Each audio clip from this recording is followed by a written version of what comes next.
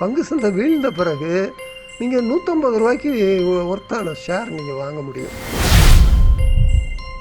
அதே நேரத்தில் வந்து ரிசர்வ் காசாக வச்சுக்கோங்க. கீழே விழுந்த பிறகு நீங்கள் வாங்கிக்கோங்க. லாங் டேர்ம் பண்ணுறவங்களுக்கு தான் நான் இப்போ எல்லாம் சொல்லிகிட்டு இருக்கிறேன்.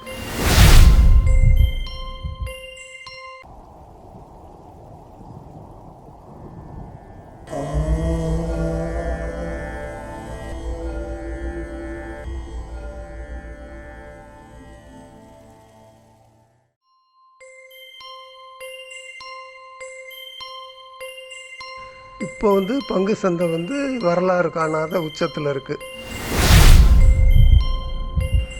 சரி, இப்போ வீழுமா வீழாதா? வீழுன்னா என்ன காரணம், வீழாதுன்னா என்ன காரணம்? அதான் பிளாட்டினம் காயின் ரிலீஸ் பண்ணலான்னு இப்போ வந்து கிரைசஸ் முத்தி போச்சு. இந்த மாதிரி ஒரு கட்டாயமான ஒரு சுச்சுவேஷனில் இருக்கையில் அவர் வந்து கூடிய மட்டுக்கும் அதை தள்ளி போட பார்க்குறாரு. 2 பக்கமே பேலன்ஸ் பண்ண பார்க்குறாரு. அதாவது டெப்ட் சீலிங்கையும் உயர்த்தாமல் ரிட்டர்ன், அதாவது கடன் சுமையையும் உயர்த்தாமல் அப்படியே பேலன்ஸ் பண்ணுறார்.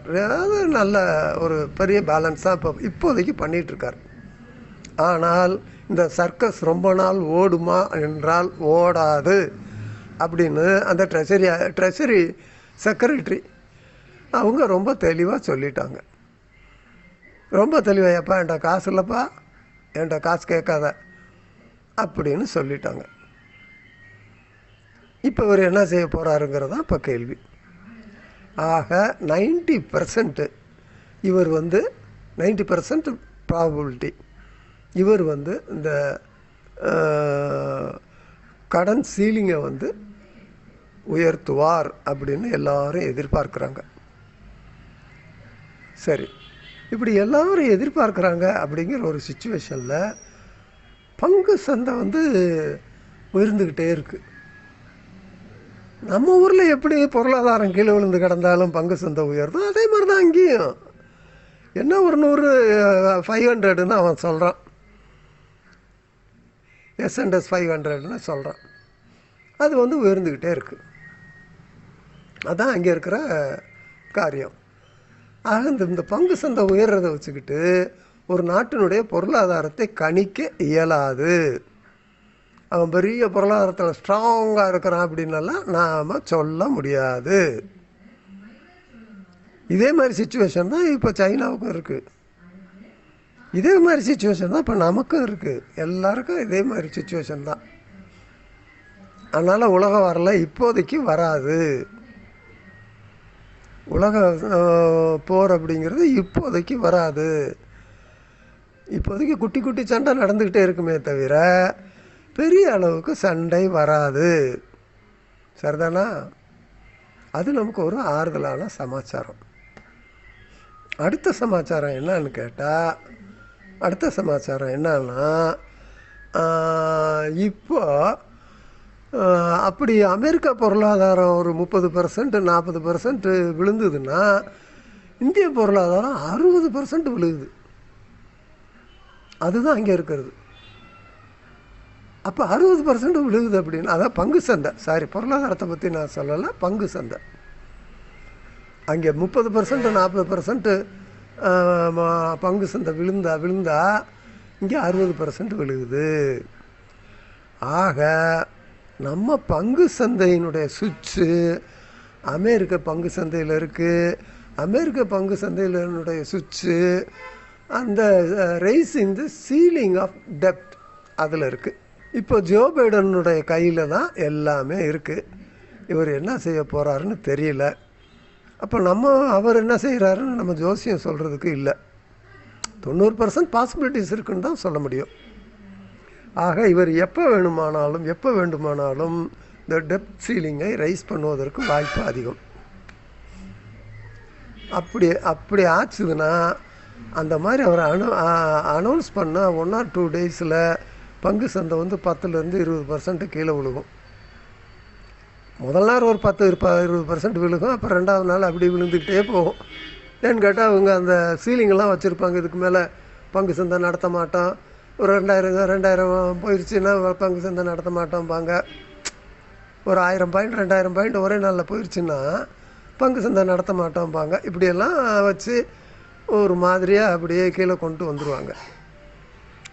ஆக இது வந்து கிராஷ். இந்த அமெரிக்க டெப்த் சீலிங்கை உயர்த்துவதால் வரக்கூடியது கிராஷ். இப்போ ரெகுலராக வரக்கூடியது வந்து கூட கரெக்ஷனாக இருக்கலாம், ஆனால் இது கிராஷ். இந்த கிராஷ் வர்றதுக்கு எப்போ நடக்கும் அப்படின்னா வித்தின் ஷார்ட் டைம். ஏன்னா இந்த டிசம்பருக்குள்ளார இவங்க வந்து இதை ஃபைனலைஸ் பண்ணி ஆகணும். அப்படி ஃபைனலைஸ் பண்ணலைன்னா சிக்கலுக்கு மேலே சிக்கல் அதிகரிச்சுக்கிட்டே போகும். அவங்களுக்கு சிக்கல் அதிகரித்தா நமக்கு சிக்கல் தன்னால் வந்துடும். சரிதானா? சரி, இப்போ நம்ம என்ன பண்ணுறதுன்னா, சிலர் என்ன சொல்கிறாங்க, ஏன் கிரிப்டோ கரன்சி பாருங்கள், இப்போ அது கீழே விழுந்து கிடந்தது, அப்படியே சல்லுன்னு ஏறிடுச்சு, அப்படியே கிரிப்டோ கரன்சி ஏறிக்கிட்டே போகும், அதனால் பங்கு சந்தைக்கு ஒன்றும் வராது, இங்கேயும் ஒன்றும் வராது, அங்கேயும் ஒன்றும் வராதுன்னு ஒரு கம்பி கட்டுறாங்க. இதில் ஒரு அனாலிசிஸு இப்போ 21வது வருஷத்தில் இப்போ எல்லாம் பண்ணி பார்த்தாங்க. இப்போ லேட்டஸ்ட்டாகவும் பண்ணாங்க. அதாவது பங்கு சந்தை ஏறிச்சுன்னா கிரிப்டோ கரன்சி ஏறும், கிரிப்டோ கரன்சி ஏறினதுனால பங்கு சந்தை ஏறாது. விளங்குச்சா? இதுதான் இப்போ அவங்க கண்டுபிடிச்சது. அதனால் கிரிப்டோ கரன்சிங்கிறது is a depend of share market. அதனால் கிரிப்டோ கரன்சியை ஒரு மெஷர்மெண்ட்டாக வச்சுக்கிட்டு பங்கு சந்தையினுடைய வளர்ச்சியையோ அல்லது வீழ்ச்சியையோ கணிக்க முடியாது. தூக்கி போட்டுடலாம் அந்த அனாலிசிஸை. ரைட்டு. அப்போது நம்ம என்ன செய்யறது? இப்போ என்ன செய்யறது ஏன்னு கேட்டால், இது வரைக்கும் இந்த ரெகுலர் கிராஷை தான் எல்லோரும் எதிர்பார்த்தோம். அந்த ரெகுலர் கிராஷ் வந்து தள்ளி போய்கிட்டே இருக்குது. த்ரூ அவுட் வேர்ல்டு தள்ளி போய்கிட்டே இருக்குது இந்த ரெகுலர் கிராஷ். ஆக ரெகுலர் கிராஷ் போக இப்போ அப்நார்மல் சிச்சுவேஷன். ஆக இந்த அப்நார்மல் சிச்சுவேஷனும் ஜூலை டு டிசம்பர், இந்த ஜூலை டு டிசம்பர் தான் இதனுடைய பீரியடு. இப்போ வந்து ஏறக்குறைய நவம்பர் வரைக்கும் வந்துருச்சு. இப்போ வந்துருச்சு. இப்போ அவங்க வந்து இன்னும் அவங்களுக்கு வந்து யாருக்கு அமெரிக்காவினுடைய பொருளாதாரம் அவங்க நிறைய பண்ணுறாங்க, நிறைய பண்ணி பார்த்தாங்க, நோட் அடித்து பார்த்தாங்க, எல்லாம் பண்ணி முடிச்சிட்டாங்க. அந்த ரெக்கவரி மெஷர்ஸ் எல்லாம் பண்ணி முடிச்சிட்டாங்க. ஸ்டிமுலஸ் கொடுத்தாங்க, ஸ்டிமுலஸ் கொடுக்கறதுக்கு நோட் அடித்து கொடுத்தாங்க, ஏதோ பண்ணாங்க. ஆனாலும் கூட இன்றைக்கி ட்ரெஷரி ரொம்ப கையை விரிச்சிருச்சு.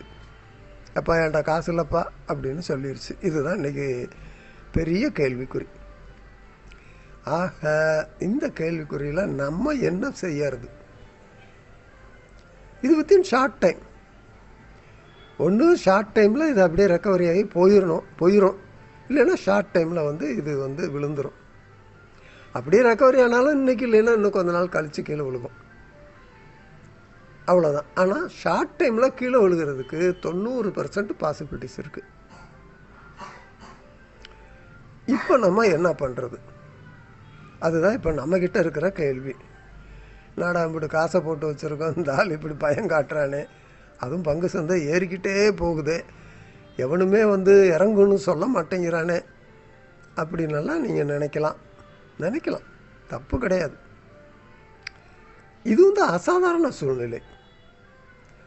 அடுத்தது வந்து இப்போ நம்ம என்ன செய்யணும் அப்படின்னா நம்ம எல்லாருக்கும் சொல்கிறது, இன்வெஸ்ட்மெண்ட் பண்ணையில் இப்போ ஒரு பங்கில் வந்து ஒரு 100 ரூபாய் இன்வெஸ்ட் பண்ணணுன்னா முதல்ல ஒரு 25 ரூபா பண்ணுங்க, அப்புறம் ஒரு 25 ரூபா பண்ணுங்க அப்படின்னு ஒரு 4 டைமாக சொல்லுவோம். அதில் கரெக்ஷன் வந்ததுன்னா திருப்பி இன்வெஸ்ட் பண்ணுங்கன்னு சொல்லுவோம். அதே மாதிரி இப்போயும் இம்மிடியட்டாக ஒரு 25 to 30%, 30%ன்னு வச்சுக்கோங்களேன், காசை எடுத்து ரிசர்வில் வச்சுக்கோங்க. அதை நீங்கள் வேறு எதுக்கும் இன்வெஸ்ட் பண்ணுங்கன்னு நான் சொல்ல மாட்டேன். காசை எடுத்து ரிசர்வில் வச்சுக்கோங்க. அது பங்கு சந்தைக்கு உள்ளார வச்சுருந்தாலும் சரி, பேங்க்கில் வச்சுருந்தாலும் சரி, சரிதானா? ரிசர்வில் வச்சுக்கோங்க. அப்படி ஏதாவது கிராஷு புண்ணாக்கு அப்படின்னா அன்னைக்கே மிச்சத்தில் ஒரு 30% மேலே திருப்பியும் எடுத்துருங்க. விளங்குச்சா? அப்புறம் அப்படி மிச்சம் இருக்கிறத அப்படி எடுத்துகிட்டே வந்துடுங்க, வெளியே எடுத்துகிட்டு வந்துடுங்க. இல்லை கொஞ்சமாக இருக்கிறவங்க மொத்தமாக வெளியில் எடுத்துகிட்டு வந்துடலாம். ஏன்னா கொஞ்சமாக இருக்கிறவங்க அதை போட்டு ரிஸ்க் எடுக்க வேண்டாம். ஆனால் அதே நேரத்தில் நீங்கள் உங்களுடைய பணத்தை இழந்துடவும் கூடாது, வருமானத்தையும் இழக்கக்கூடாது, அதே நேரத்தில் லாஸ் ஆகக்கூடாது. லாஸ் மினிமைஸ் பண்ணணும். நம்மளுடைய கேபிட்டலை பாதுகாக்கிறது தான் முக்கியமே தவிர ப்ராஃபிட்டை இன்க்ரீஸ் பண்ணுறதுங்கிறது நம்ம நோக்கம் அல்ல. நம்ம கேபிட்டலை ப்ரொடெக்ட் பண்ணிக்கிறணும். அதுக்கான வழிமுறை இதுதான். ஆக நாம் ஒவ்வொருத்தரும் அதை பங்கு சந்தையில் முதலீடு பண்ணியிருக்கிறவங்க நிறைய முதலீடு பண்ணியிருந்தால் ஒரு 30% இப்போ எடுத்துருங்க, எடுத்து ரிசர்வ் வச்சுக்கோங்க. அடுத்தாப்பில் பாருங்கள், பார்த்துட்டு அடுத்து 30% எடுத்து ரிசர்வில் வச்சுக்கோங்க. மிச்சம் 40% இருக்கட்டும். அது அடிமட்டத்துக்கு போனாலும் ஒரே வருஷத்தில் மேலே வந்துடும். விளங்குச்சா? கவலைப்பட வேண்டாம். ஆனால் அப்படி எடுத்து வச்ச காசு இப்போ 40% எடுத்து வச்சுருக்கீங்க, 60% எடுத்து வச்சுருக்கீங்கன்னு வைங்க. ஒரு ஒரு உதாரணமாக ஒரு 100 ரூபா பண்ணியிருக்கிறீங்க, 60 ரூபா வெளியே எடுத்து வச்சுட்டீங்க. இந்த 60 ரூபாய்க்கு பங்கு சந்தை வீழ்ந்த பிறகு நீங்கள் 150 ரூபாய்க்கு ஒர்த்தான ஷேர் நீங்கள் வாங்க முடியும். அப்போ உங்களுடைய கெயின் தாறுமாறாக இருக்கும். இதெல்லாம் once in a blue Moon, அவ்வளோதான். அதனால் இதில் நாம் கேர்ஃபுல்லாக செயல்படணும். நீங்கள் காசை எடுத்து ரிசர்வில் வச்சுக்கோங்க. ஆனால் இதைத்தான் பெரிய பெரிய ஆளுகள்லாம் செஞ்சுக்கிட்டு இருக்காங்க. இப்போது எலன் மாஸ்க் ஆனாலும் சரி, இல்லை டிசோசா பெஸ்ஸு அவனானாலும் சரி, இல்லை எல்லாருமே ஏன் நம்ம அம்பானி கூட இப்போ லண்டனில் இடம் வாங்க ஆரம்பிச்சிட்டாரு, ரியல் எஸ்டேட் வாங்க ஆரம்பிச்சிட்டாரு. ஆக இப்படி எல்லோரும் தேர் டைவர்ட்டிங், இன்வெஸ்டிங் அண்ட் டைவர்ட்டிங். ஆனால் இப்போ நம்ம அந்த அளவுக்கு பெரிய ஆள் கிடையாது. அதனால் எடுத்து வச்சுக்கோங்க. அடுத்த கிராஷ் வந்தவொன்னா இன்வெஸ்ட் பண்ணுங்கள். கிராஷ் எந்த அளவுக்கு கீழே போகுங்கிறத நம்ம உறுதி சொல்ல முடியாது. இந்த இடத்தோட கிராஷ் திருப்பி வந்துடுமா, இந்த இடத்துல வந்தவொடனே கிராஷ் திருப்பி வந்துடுமா அப்படின்னு உறுதி சொல்ல முடியாது. போன தடவை அப்படி தான் 7500க்கு வந்தது. 7500 வந்தவொடனே இன்னும் கீழே போயிடணும்னு நிறைய பேர் பயந்தாங்க. ஆனால் அங்கேருந்து இந்த 7000 வித்தின் ஷார்ட் டைம் வந்துச்சு. திரும்ப 1 இயரில் இப்போ 18,000க்கு நிற்கிது. ஹவ் இட் இஸ், ஒரே மேஜிக்கு. ஆனால் பொருளாதாரம் வளர்ந்துதா? இல்லை. அந்த ஒரு 100 கம்பெனி அவங்களுடைய கோல்மாலில் அவங்க காமிச்சிட்ருக்காங்க. இல்லை அவங்க தான் பெரிய 100% இல்லை 200% எக்ஸ்டெண்ட் பண்ணிட்டாங்களா தெரியல. இல்லை, அப்படி ஒன்றும் தெரியல. ஆக இந்த மாதிரி ஒரு பங்கு சந்தையில் வேடிக்கையான ஒரு சிச்சுவேஷன் போயிட்டுருக்குது. வேடிக்கையான சிச்சுவேஷன் இல்லை, இப்படி சிச்சுவேஷன் தான் பங்கு சந்தையிலே இருக்குது. அந்த காலத்துலேயும் அப்படி தான் இருக்குது, இந்த காலத்துலேயும் அப்படி தான் இருக்குது. அதுதான் பங்கு சந்தையினுடைய விசித்திரம். பொருளாதாரத்துக்கும் பங்கு சந்தைக்கும் சம்மந்தமே இல்லை, முழுமையாக சம்மந்தம் இல்லை. லேசாக சம்மந்தம் இருக்குது, ஆனால் முழுமையாக சம்மந்தம் இல்லை. இது உங்களுக்கு ஒரு என்ன சொல்கிறது, ஒரு யோசனை தவிர அவங்கவுங்க உங்களுக்கு எது நல்லதாக தெரியுதோ செய்யுங்க. சரிதானா? இப்போ என்னையே கேட்பீங்க, பொதுவாக எல்லோரும் அதை தான் கேட்பீங்க, ஐயா நீங்களே செய்கிறீங்க அப்படின்னுட்டு. எப்பா நான் 70% 80% கோல்டில் போட்டு வச்சுருக்கிறேன்ப்பா. என்னைக்கானாலும் கோல்டு என்னையே கைவிடாதுப்பா, என்னைக்கானாலும் கைவிடாது. இந்த இப்போ பாரு கோல்டு ஏறிக்கிட்டே இருக்குது. இப்போ 2-3 நாளாக கொஞ்சம் இப்போ ஒரு மாதத்துக்கு முன்னாலாம் ரொம்ப கொஞ்சம் குறைஞ்சிருந்தது. அப்போவே 2 மாதத்துக்கு முன்னாலேயே அப்போவே 2-3 மாதம் இருக்கும். அப்போவே நான் சொன்னேன் கோல்டு வாங்கி வைப்பான்னு. அப்போ வாங்கி வச்சுருந்தா இப்போயே ஒரு 10%க்கு மேலே போயிருக்கும். சரி, இன்னும் கெட்டு போகலை. சேஃப்டிக்கு வந்து நீங்கள் கோல்டு வாங்கி வைங்க. ஆனால் நான் இன்னும் என்ன செய்வேன், என்ன சொல்லுவேன்னா, கோல்டு வாங்கி வைக்கிறது ஒரு பார்ட் வாங்கி வேணான்னு சொல்ல மாட்டேன். அதே நேரத்தில் வந்து ரிசர்வ் காசாக வச்சுக்கோங்க. கீழே விழுந்த பிறகு நீங்கள் வாங்கிக்கோங்க. அதுதான் நான் சொல்லுவேன்.